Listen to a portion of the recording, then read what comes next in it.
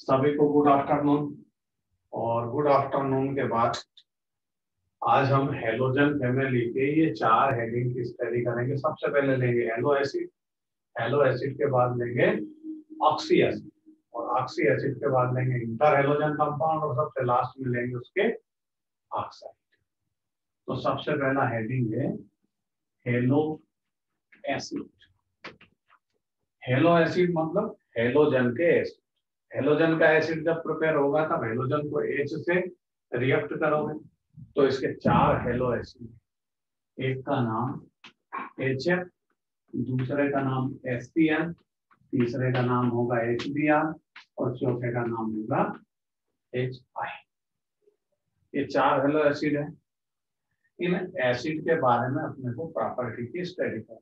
अब प्रॉपर्टी की स्टडी करना है तो प्रॉपर्टी कौन कौन सी स्टडी करना है, सबसे पहले वो देखेंगे। और उसको समझने के बाद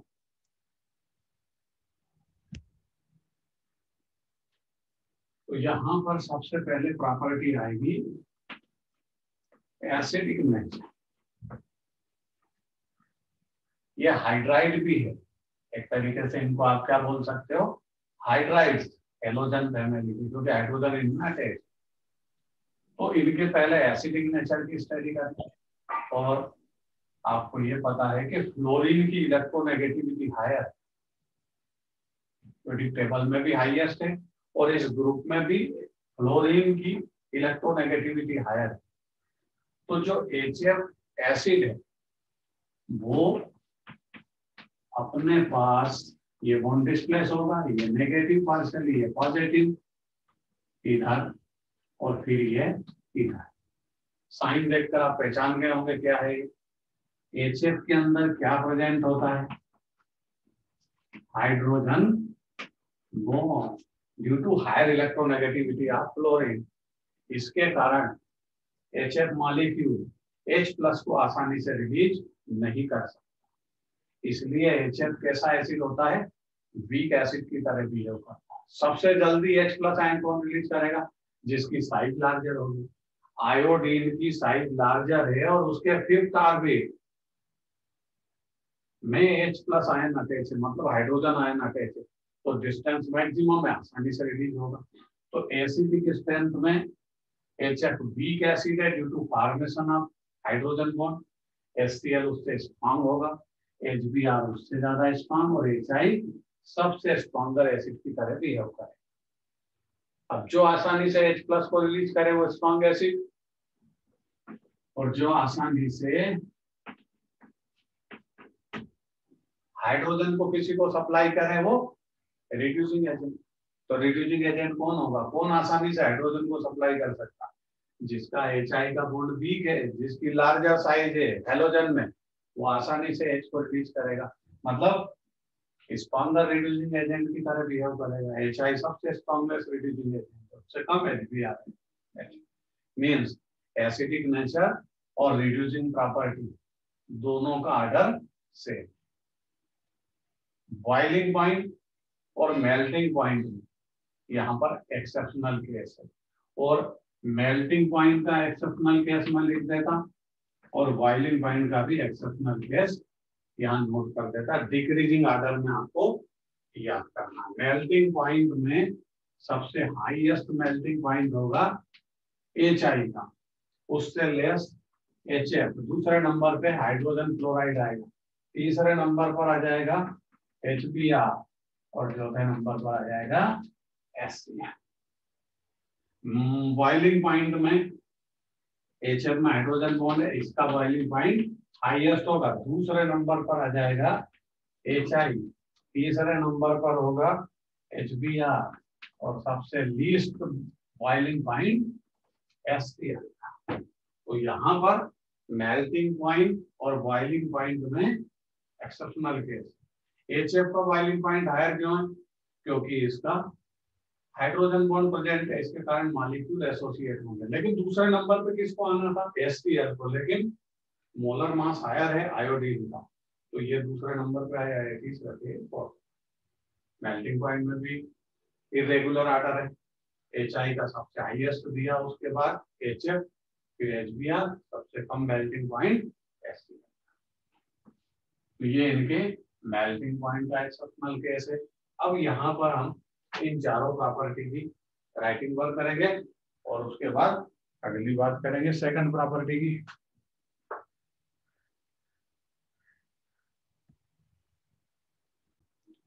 अगला जो पॉइंट है इसका, ये वाला पॉइंट लेंगे, ऑक्सी एसिड।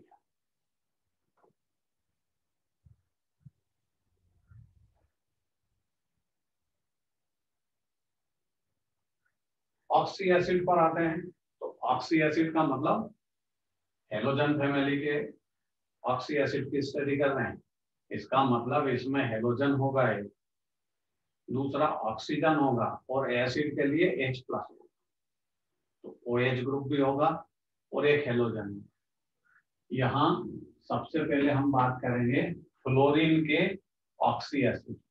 फ्लोरीन हमेशा -1 ऑक्सीडेशन स्टेट शो करता है क्योंकि उसके आउटर में 7 इलेक्ट्रॉन प्रेजेंट है, सेकंड ऑर्बिटल वैलेंसी शेल है, d ऑर्बिटल एब्सेंट, इसलिए ये अपने ऑर्बिटल को एक्सटेंड नहीं कर पाता। तो इसका केवल एक ऑक्सी एसिड है जो -1 ऑक्सीडेशन स्टेट को शो करके फॉर्म करेगा, HOF।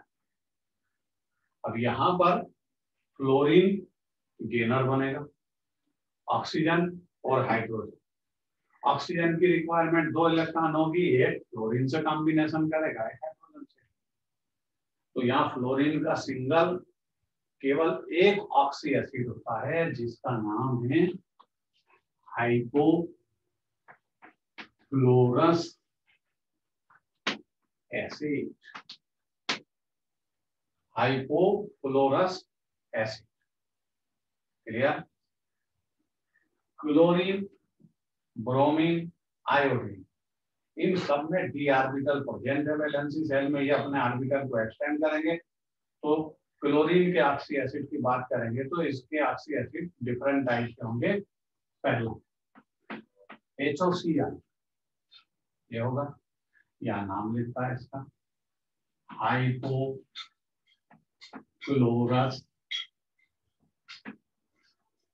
एसिड। पहले का नाम क्या है? Hypofluorous acid. दूसरा HClO2, इसका नाम यहां लिखूंगा क्लोरस एसिड।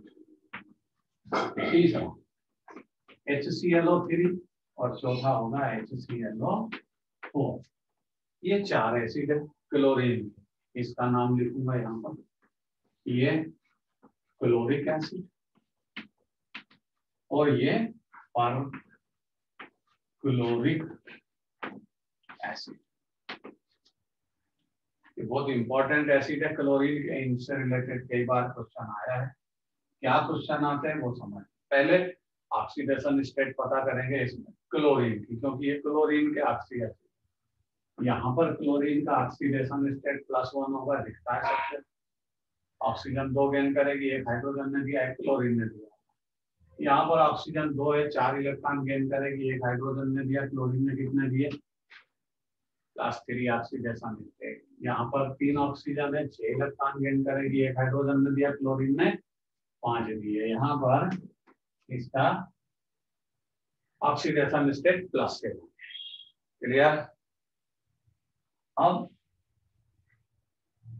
ये 4 ऑक्सी एसिड है क्लोरीन, नाम मैंने लिख दिए, ऑक्सीडेशन स्टेट पता कर लिए।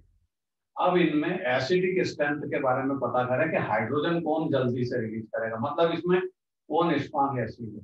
तो यहाँ एसिडिक स्ट्रेंथ का ऑर्डर ऑक्सीडेशन स्टेट के बेस पर है। Higher the oxidation state of central atom means chlorine, higher is acidic strength, उसमें हाइड्रोजन जल्दी से रिलीज हो। मतलब स्ट्रॉन्ग एसिड कौन है? ये सबसे स्ट्रॉन्ग गैस है क्योंकि इसमें क्लोरीन का ऑक्सीडेशन स्टेट +है। अब अगर ये हाइड्रोजन H+ आयन को रिलीज करे तो पैदा क्या करेंगे? जैसे इसने हाइड्रोजन को रिलीज किया तो ये बनाएगा OCl, हाइड्रोजन चला गया। और आपको पता है एसिड जब हाइड्रोजन को रिलीज कर देता है तो क्या फॉर्मेशन होता है? Conjugate base. और ये भी पता है आपको स्ट्रॉन्ग एसिड का कंजुगेट बेस वीक होता है और वीक एसिड का कंजुगेट बेस स्ट्रॉन्गर होगा। ये वीक एसिड है तो इसका कंजुगेट बेस स्ट्रॉन्गर होगा, तो ये कंजुगेट बेस का ऑर्डर बनेगा। वो एसिड स्ट्रॉन्ग है तो उसका कंजुगेट बेस वीक बनेगा, और ये एसिड वीक है तो इसका कंजुगेट बेस स्ट्रॉन्गर बनेगा। देख ये क्या बनाएगा, ClO2 माइनस, ये क्या बनाएगा ClO3 माइनस, ये क्या बनाएगा परक्लोरेट। ठीक, ये इनके कंजुगेट बेस है, और सबसे वीक कंजुगेट बेस कौन होगा, ये, क्योंकि ये स्ट्रॉन्ग एसिड का कंजुगेट बेस। बात आई समझ में? इनके बारे में इतना लिखिए और इसके बाद अगली स्टडी करते हैं। नोट करिए भाई।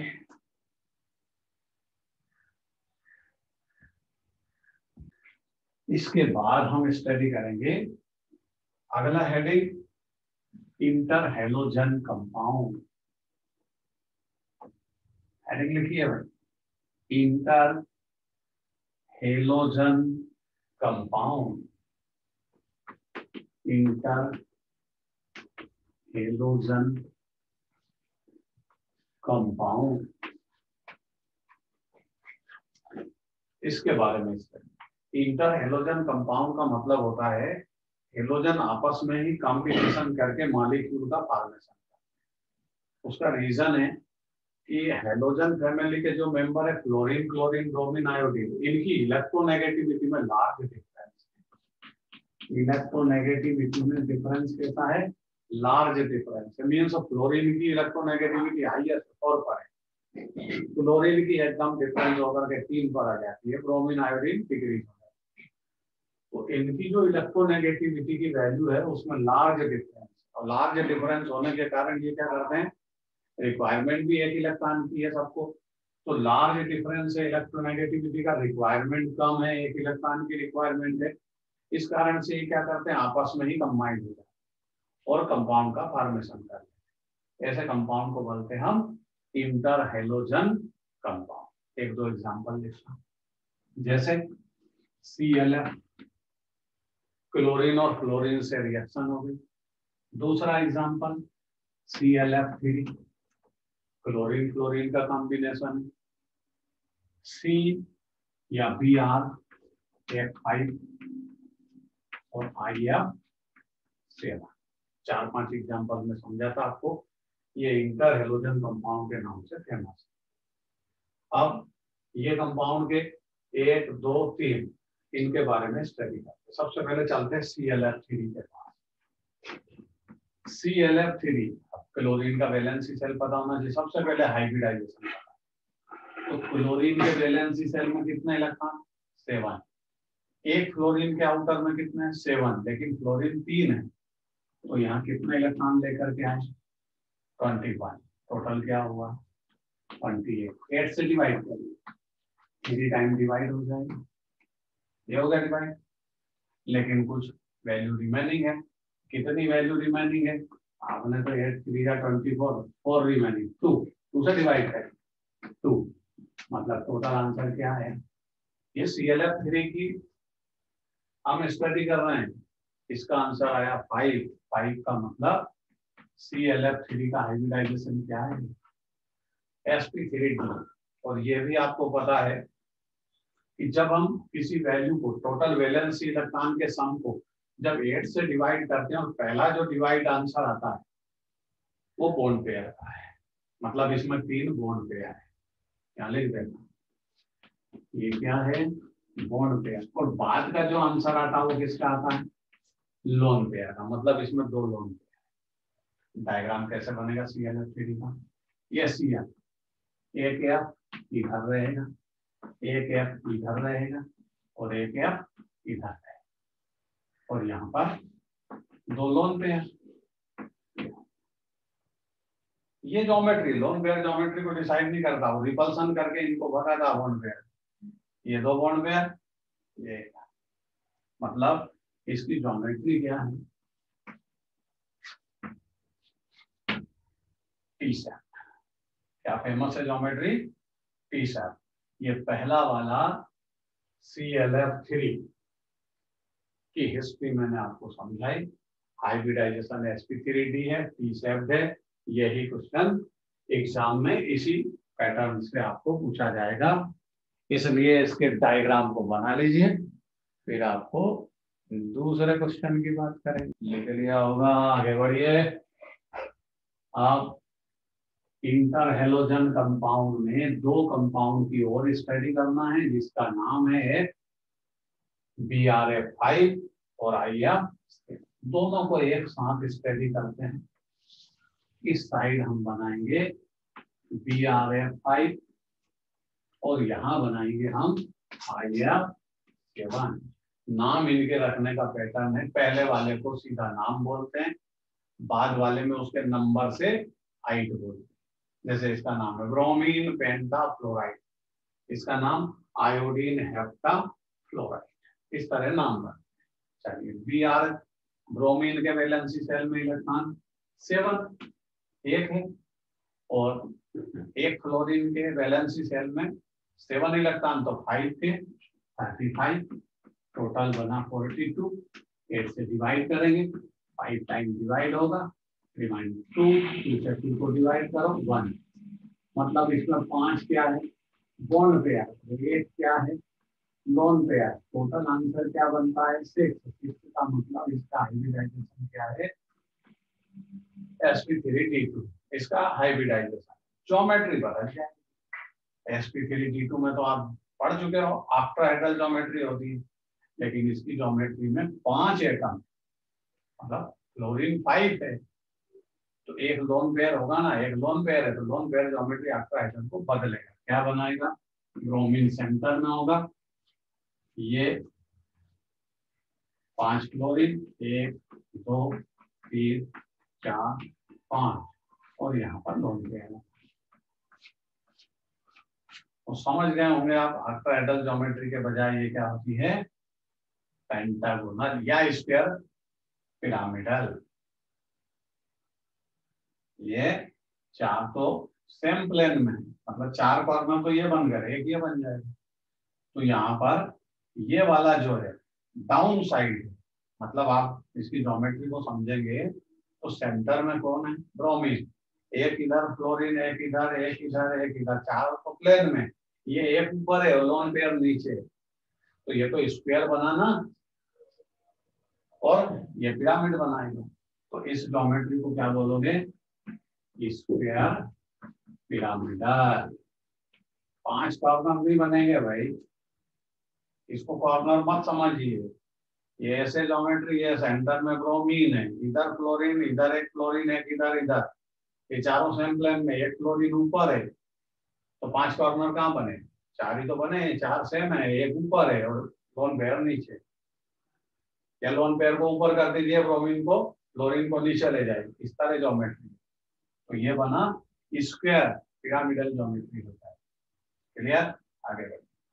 IF7 आयोडीन के वैलेंसी सेल में कितने इलेक्ट्रॉन,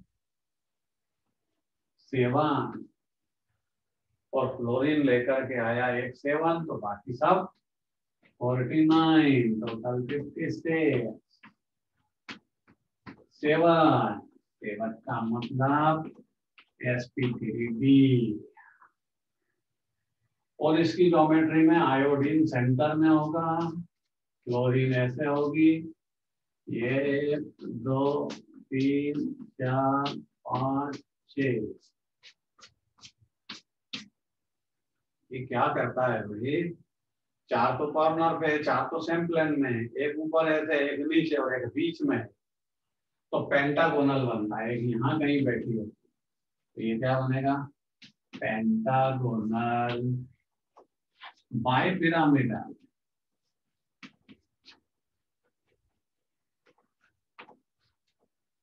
कैसी ज्योमेट्री होगी इसकी, पेंटागोनल बाइपिरामिडल। इसको नोट करिए, दोनों की ज्योमेट्री अलग अलग बनी हुई है। उसके बाद फिर अगली बात करते हैं, किसी और बात पे आएंगे। ऑक्साइड ऑफ क्लोरीन, क्लोरीन के ऑक्साइड की स्टडी करते हैं, उनके डायग्राम समझते हैं क्या होगा क्या नहीं। Oxide of chlorine.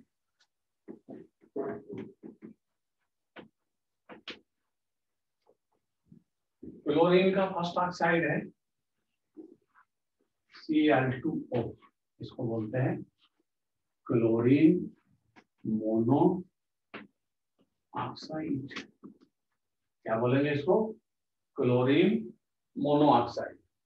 इसका डायग्राम बनाएंगे।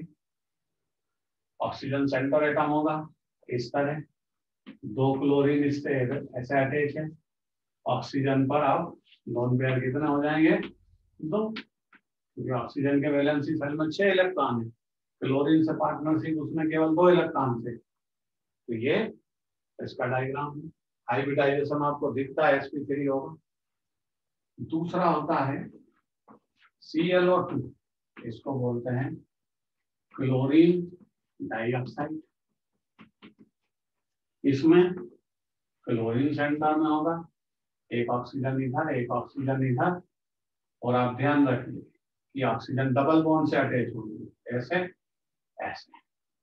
तो यहाँ पर क्लोरीन और ऑक्सीजन के बीच बॉन्डिंग कौन सी होगी? p पाई d पाई। इधर भी ऐसा ही होगा, यहाँ भी एक जो बॉन्डिंग है वो क्या है? p पाई d पाई बॉन्डिंग। यहाँ d ऑर्बिटल में इलेक्ट्रॉन होंगे, लेकिन ऑक्सीजन के पास तो p ऑर्बिटल में इलेक्ट्रॉन होगा, ऑक्सीजन का p ऑर्बिटल और क्लोरीन का d ऑर्बिटल में जो इलेक्ट्रॉन है वो बॉन्डिंग करते हैं। तो इसको बोलते हैं p पाई d पाई बॉन्डिंग। क्लोरीन का एक ऑक्साइड और है जिसको हम बोलते हैं हेक्साऑक्साइड, और जिसका फार्मूला क्या लिखते हैं? Cl2O6।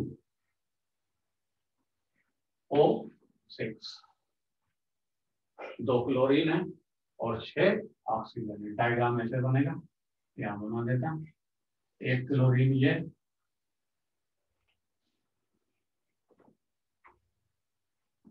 Cl2O6, इसको बोलते हैं हेक्साऑक्साइड। इसका डायग्राम बना भाई, एक क्लोरीन ये सिंगल बॉन्ड से, अब इससे 2 ऑक्सीजन, 2 इधर, डबल बॉन्ड से इधर, इसी तरह ये इधर, ये इधर, ये इधर, ये बन गया है। ये क्लोरीन का हेक्साऑक्साइड। अब इसमें ऑक्सीडेशन स्टेट क्या है क्लोरीन का? +6। ये एक ऐसा ऑक्साइड है जिसमें क्लोरीन +6 ऑक्सीडेशन स्टेट शो करता है। रेयर केस में +6 शो करेगा। और समझ लीजिए 2 इलेक्ट्रॉन इसको दिए, 2 इसको दिए, 2 इसको दिए, 6, बस यही ऑक्सीडेशन है। ये क्लोरीन क्लोरीन का बॉन्ड है, सेम एटम का bond, oxidation state will be 0। इसको आप ऑक्सीडेशन स्टेट में कंसीडर मत कर लीजिए, गलत हो जाए। लास्ट इसका जो ऑक्साइड है ये हटाऊंगा।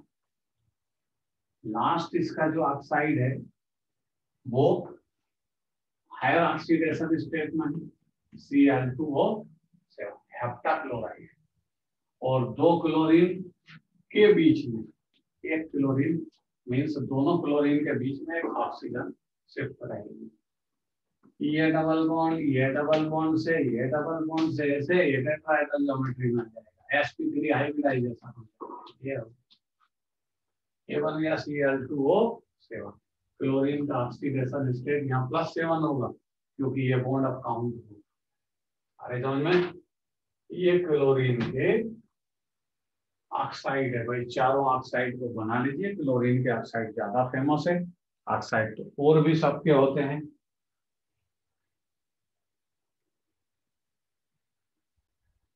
कुछ एसिड की एसिडिक स्ट्रेंथ डिक्रीजिंग ऑर्डर में नोट कर लीजिए, फिर क्लोरीन की स्टडी का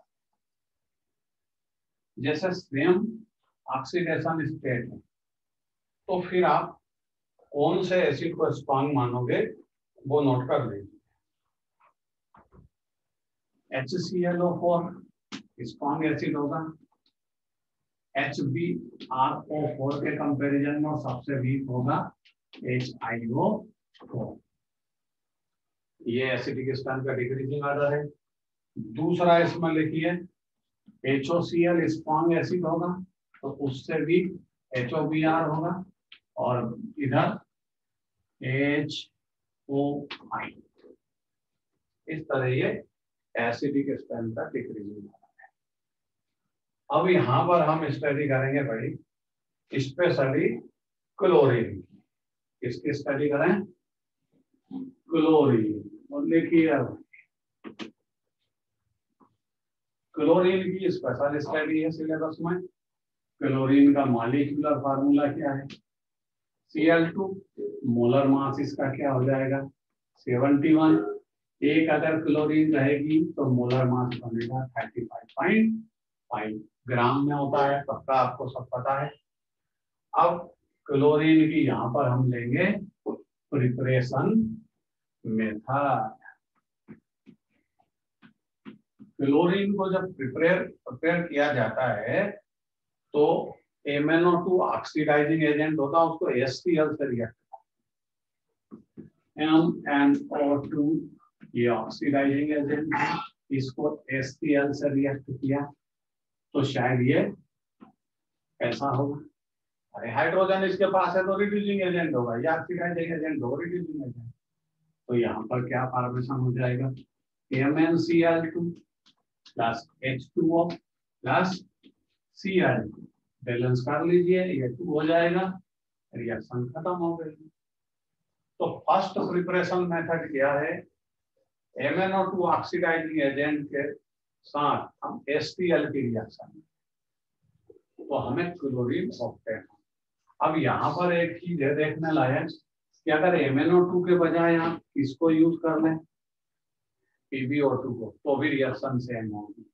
प्लस और HCl यहाँ बन जाएगा PbCl2 plus twice H2O plus Cl2। Reaction में कोई डिफरेंस नहीं है, रिएक्शन सेम है। अगर आप MnO2 के प्लेस पे किसको यूज करें? PbO2। इसका मतलब वो ये बोलना चाहता है कि आप यहाँ पर किसी भी ऑक्सीडाइजिंग एजेंट को यूज करें, क्लोरीन का फॉर्मेशन हो जाएगा। तो आपको पता है और भी इसमें आपके पास ऑक्सीडाइजिंग एजेंट होते हैं जिसको आप पहचानते हो KMnO4। और दूसरा ऑक्सीडाइजिंग एजेंट क्या होता है? K2Cr2O7। इनके साथ भी अगर आप HCl को रिएक्ट करोगे तो फॉर्मेशन होगा ये HCl। यहाँ पर रिएक्शन को बैलेंस करेंगे तो यहाँ फॉर्मेशन होगा ट्वाइस KCl, MnO4 है, ट्वाइस MnCl2 और Cl2 का फॉर्मेशन होगा और साथ में 8H2O वाटर के रहेंगे। रिएक्शन को आप बैलेंस कर सकते हो। हाइड्रोजन कितने हैं? 8H2O लिखा तो इधर 16H2 हो गया, शायद रिएक्शन बैलेंस है मेरे हिसाब से। जब ऑक्सीडाइजिंग एजेंट K2Cr2O7 को यूज करोगे तो इसको 8 से बैलेंस कर लीजिए और यहाँ पर बन जाएगा वही ट्वाइस KCl प्लस यहाँ Cr का CrCl3 बनेगा। वाटर के मॉलिक्यूल बना लीजिए और क्लोरीन को लिबरेट। तो यहाँ पर क्लोरीन कितनी होगी? यहाँ 8Cl2 है, 2 यहाँ चली गई तो यहाँ क्लोरीन कितनी होगी? 3Cl2।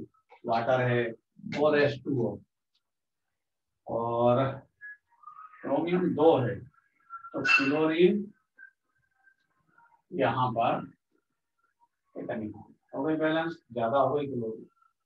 K2Cr2O7 8HCl twice KCl plus CrCl3 plus 4H2O और Cl2। बैलेंस करिए भाई, ये गड़बड़ है। ट्वाइस KCl बैलेंस हो गया, Cr ट्वाइस Cr होना चाहिए तो ट्वाइस CrCl3। इसका मतलब इसको बढ़ाना पड़ेगा। अगर आप इसको बढ़ाओगे तो यहाँ क्लोरीन 2 और यहाँ 6 8 और आपको कितनी लाना है? 16। कहाँ गड़बड़ है? CrCl3 twice KCl K2Cr2O 7H2O। अगर आप इसको 7H2O करेंगे, इसको 7 करिए तो यहाँ पर क्या हो जाएगा? 14। आप देखिए बैलेंस करके, यहाँ 2 क्लोरीन हो गई, 6 यहाँ हो गई, 2 8, 8 और यहाँ 6 कर लीजिए, मतलब 3 कर लीजिए, ये हो गई 14। अब बैलेंस लिखिए।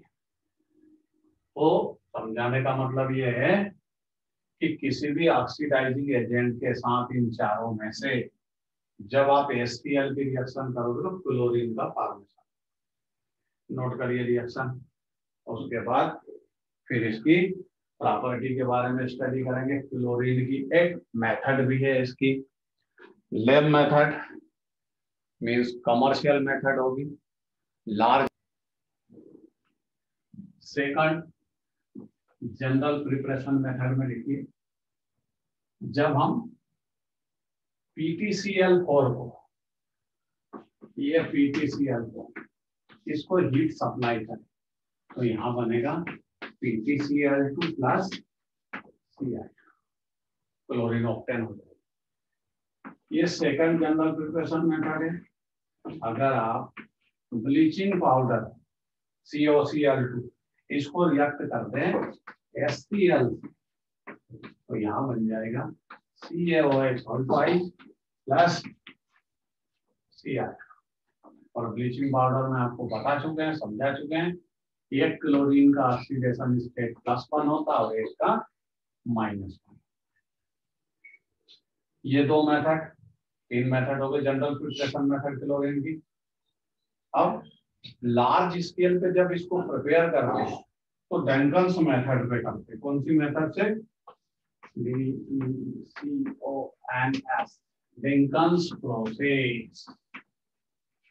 कौन से प्रोसेस से इसको प्रिपेयर करते हैं लार्ज स्केल पर? कमर्शियल मेथड है डंकन्स प्रोसेस, और ये नेम से फेमस है, बोर्ड एग्जाम में इसी नेम से इसको पूछा जाता है। और या फिर कॉम्पिटिटिव एग्जाम में आएगा तो वहां पर कुछ ना कुछ इसके लिए पूछा जा सकता है कुछ। तो इसमें करते क्या है, इसमें केवल HCl का ऑक्सीडेशन करते हैं और HCl plus 400 degree centigrade temperature, copper chloride catalyst की प्रेजेंस में। तो यहाँ क्या फॉर्मेशन हो जाएगा भाई? H2, ये गया water, 2Cl2,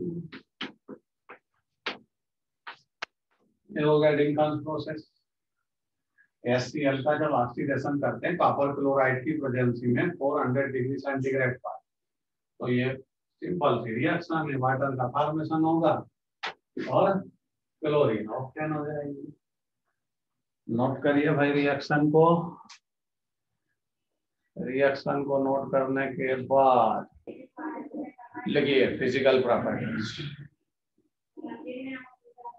physical properties of chlorine. अब मैं डायरेक्ट बोलूंगा, आप लिखते चलिए, समझाने की उसमें कोई जरूरत। पहली, ये फिजिकल स्टेट में गैस होती है। First chemical property, physical property पहले लिखिए फिर केमिकल आएगी। Chlorine is gas in physical state, heavy than air, air से ये हेवी।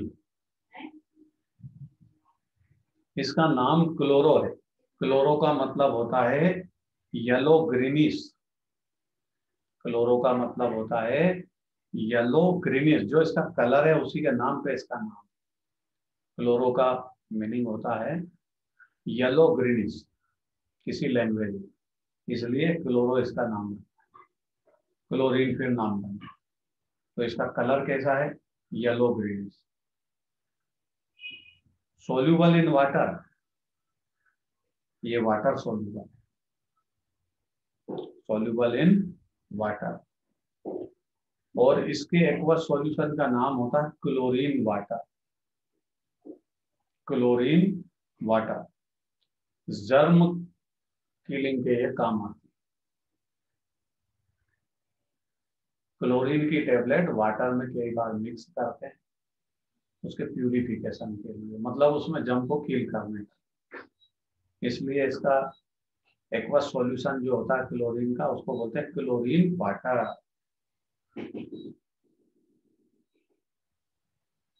चलिए अब हम इसकी एक इम्पोर्टेंट रिएक्शन को समझेंगे और यहाँ से chemical properties start. Chemical properties में सबसे पहले लिखिए रिएक्शन विद अमोनिया। ये इंपॉर्टेंट रिएक्शन है, ये एग्जाम ओरिएंटेड रिएक्शन। पहला एक्सेस ऑफ NH3। जब अमोनिया का एक्सेस हो तो कुछ प्रोडक्ट अलग होगा, और जब क्लोरीन की एक्सेस होगी तो रिएक्शन बदल जाएगी। देखिए 8NH3 प्लस और इसका प्रोडक्ट होगा N2 नाइट्रोजन और बन जाएगा NH4। बैलेंस करिए 8NH, 2 यहाँ हो गए तो यहाँ क्या हो जाना चाहिए, यहाँ पर 6NH4Cl कर लीजिए बैलेंस। क्लोरीन को बैलेंस करिए, 6 3Cl। तो ये अमोनिया के एक्सेस में नाइट्रोजन का फॉर्मेशन होगा, और अगर आप क्लोरीन का एक्सेस कर दें तो NCl3 का फॉर्मेशन होगा। ये NH3 प्लस 3Cl2 यहाँ बन जाएगा NCl3। किसका एक्सेस है, क्लोरीन का एक्सेस, और 3S।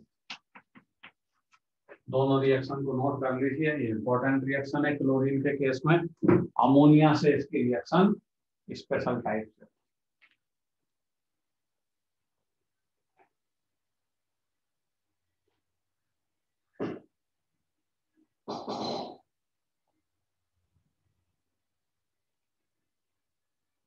तेजी से इसको नोट करिए भाई, लिखिए जल्दी से।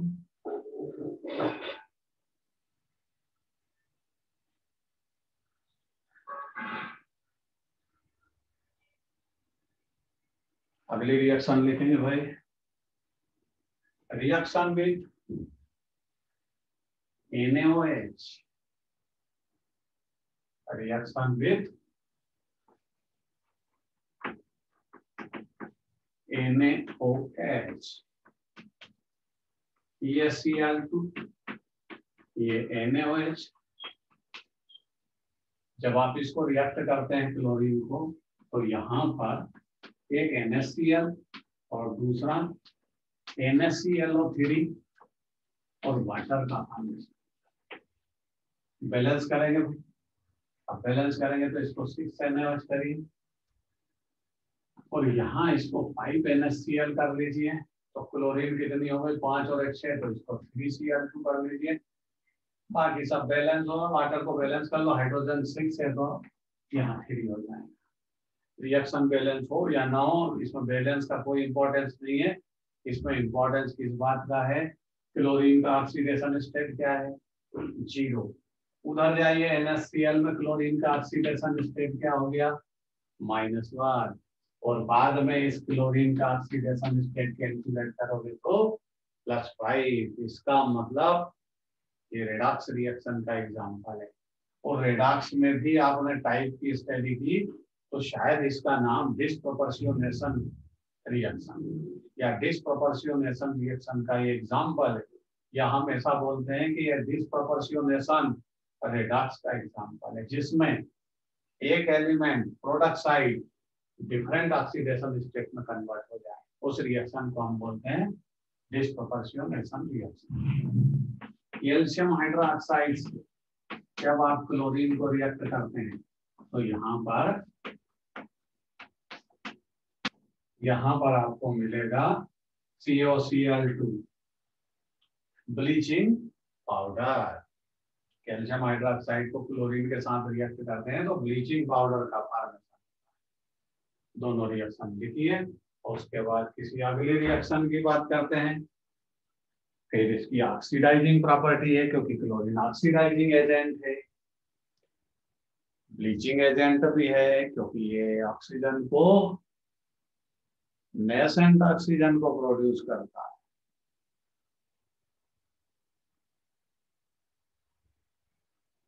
चलिए भाई, लिखा होगा सबने, आगे बढ़ते हैं। ये डिस्प्रोपोर्शनेशन रिएक्शन का एग्जांपल है, ध्यान रखिए, ये सिंपल रिएक्शन है। अगली रिएक्शन की स्टडी करेंगे जिसमें हम बोलते हैं bleaching action of chlorine, bleaching property पहले भी पढ़ा है, आज फिर स्टडी करेंगे, आगे भी पढ़ते रहेंगे।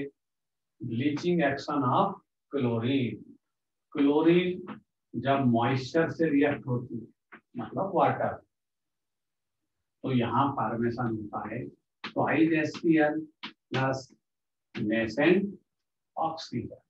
ये नेसेंट ऑक्सीजन दो काम करेगा। अभी हम ब्लीचिंग प्रॉपर्टी की स्टडी कर रहे हैं, मतलब ये ब्लीचिंग का काम करेगा, किसी कलर सब्सटेंस को ब्लीच कर देगी, मतलब उसको कलरलेस कर देगी। तो coloured substance plus nascent oxygen, किसमें चेंज करेगी इसको, कलरलेस। तो ये क्लोरीन की ब्लीचिंग एक्शन। अब क्लोरीन का जो ब्लीचिंग एक्शन है वो किसके बेस पर है, वो तो ऑक्सीडेशन के प्रोसेस पर है, और ऑक्सीडेशन का अपोजिट नेचर में पॉसिबल नहीं है। इसका मतलब क्लोरीन परमानेंट ब्लीचिंग करता है। ऐसा ब्लीचिंग एजेंट है परमानेंट, जैसे ओजोन, H2O2, ये सब परमानेंट ब्लीचिंग एजेंट है क्योंकि ऑक्सीडेशन के थ्रू ब्लीच करता है। लेकिन आप पहले पढ़ चुके हो कि अगर इससे कंपैरिजन किसका करें हम, सल्फर डाइऑक्साइड का, तो सल्फर डाइऑक्साइड मॉइस्चर से रिएक्ट होगा पहले, ये हुआ रिएक्ट, और यहाँ पर फॉर्मेशन करेगा H2SO4 प्लस 2H, ये नेसेंट हाइड्रोजन को प्रोड्यूस करता है, और ये नेसेंट हाइड्रोजन ब्लीचिंग का काम करेगा। तो यहाँ क्या होगा, coloured substance plus nascent hydrogen convert into colourless. तो आपको ध्यान होना चाहिए, SO2 में हमने स्टडी की थी, SO2 का ब्लीचिंग रिडक्शन प्रोसेस, कौन से प्रोसेस से, नेसेंट हाइड्रोजन के थ्रू ब्लीच करता है। तो रिडक्शन का अपोजिट तो एयर के थ्रू एटमॉस्फेयर में ऑटोमेटिक हो जाएगा ऑक्सीडेशन, मतलब ये कलर सब्सटेंस वापस किसमें चेंज हो जाएगा, ये कलरलेस सब्सटेंस वापस कलर्ड सब्सटेंस में कन्वर्ट हो जाएगा, क्योंकि ये रिडक्शन प्रोसेस के थ्रू अपना ब्लीचिंग काम करता है SO2, और उसके अपोजिट नेचर में ऑक्सीडेशन ऑटोमेटिक होगा।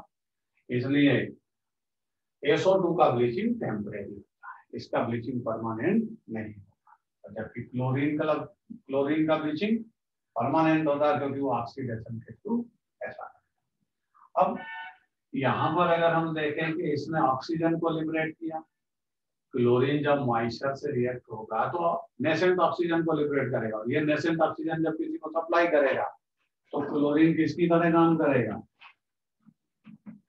क्लोरीन ऑक्सीडाइजिंग एजेंट की तरह काम करेगा, और ऑक्सीडाइजिंग एजेंट की तरह काम करेगा तो है कि कहीं ना कहीं किसी को ऑक्सीडाइज करेगा।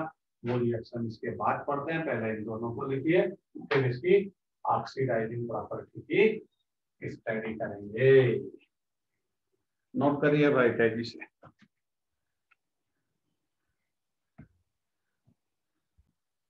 आगे बढ़ेंगे। अभी हमने समझा कि ऑक्सीजन जब मॉइस्चर से रिएक्ट होती है तो नेसेंट ऑक्सीजन को प्रोड्यूस करती है, मतलब इसके पास कौन सी प्रॉपर्टी है, ऑक्सीडाइजिंग प्रॉपर्टी। तो यहां स्टडी करेंगे ऑक्सीडाइजिंग प्रॉपर्टी।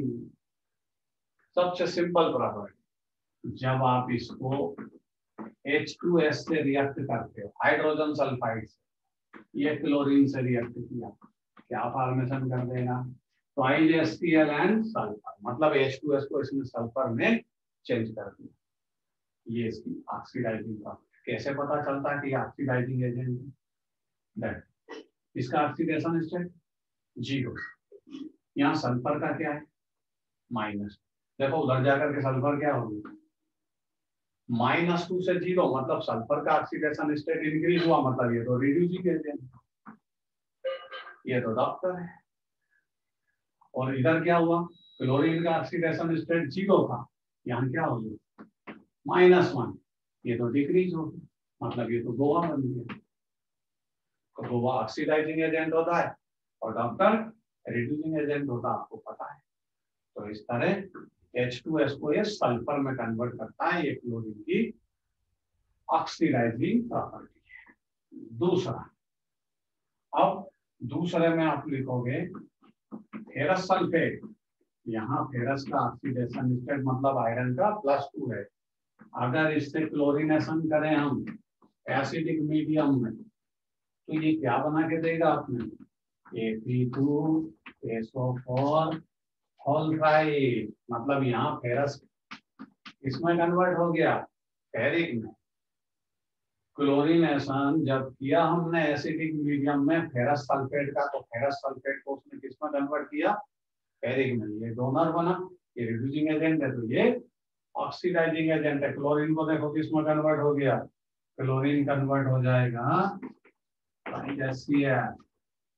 ये 0 ऑक्सीडेशन स्टेट रखेगा, यहाँ क्या हो गया minus, decrease in oxidation state called oxidizing agent. जो गेनर है वो ऑक्सीडाइजिंग है, जो डोनर है वो रिड्यूसिंग है। नंबर 3 लास्ट रिएक्शन, क्लोरीन का ऑक्सीडेशन जब करोगे या क्लोरीन जब वाटर के साथ क्लोरीनेशन करें, तो ये आयोडीन को भी किसमें कन्वर्ट कर देगा, KiO3। अब यहाँ पोटेशियम कहाँ से आ गया भाई, तो एक काम करते हैं, हमने गलत लिख दिया है, ये बदल देगा आयोडेट में। किसमें बदल देगा, वाटर के साथ है इसकी रिएक्शन, आयोडीन को ये आयोडेट में कन्वर्ट करता है। और यहाँ पर इसको बैलेंस करके लिख लीजिए 10HCl। वाटर को बैलेंस करिए तो यहाँ 12 हो गए, इसको डबल कर दीजिए, बैलेंस। इस तरह ये 3 इसकी ऑक्सीडाइजिंग प्रॉपर्टी है। कौन सी प्रॉपर्टी है, Cl2 H2S को सल्फर में कन्वर्ट करता है, फेरस को फेरिक में कन्वर्ट करता है, आयोडीन को आयोडेट में कन्वर्ट करता है, इसकी ऑक्सीडाइजिंग।